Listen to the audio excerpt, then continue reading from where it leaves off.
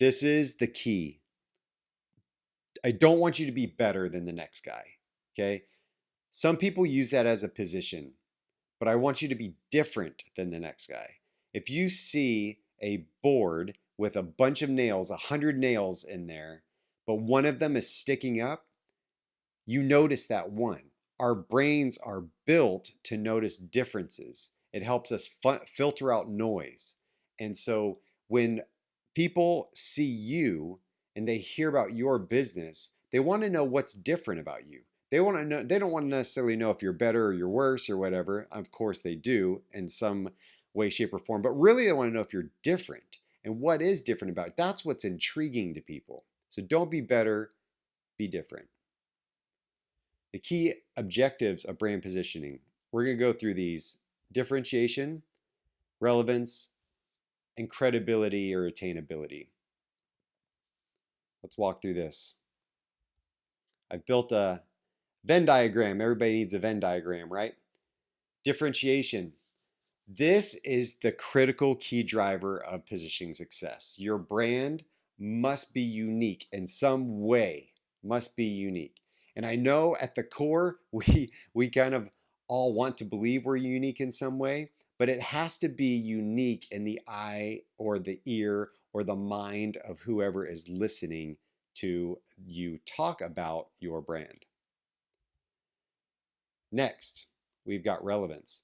Customers must find your brand appealing. If not, your brand won't even be considered, regardless of how different or credible it is. And that leads us to the final piece, which is credibility and attainability. And this is the final measure, right? So if you don't have any of the credibility and attainability part, then the customer is left with an empty promise. So we're going to break through each one of these. But these three things together are going to create harmony. This is where you want to be. You need all three of these things.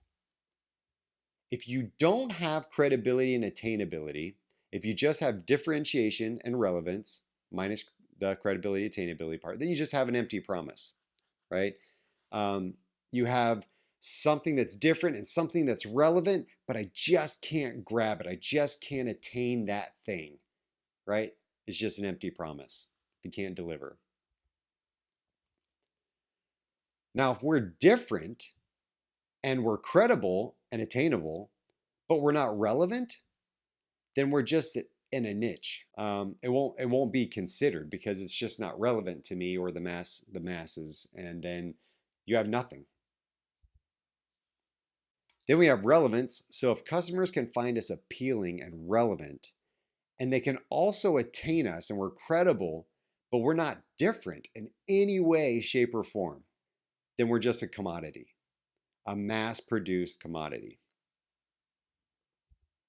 That's it. I hope that now you can see the importance of all three of these pieces. Each circle has its place, and in the middle is harmony.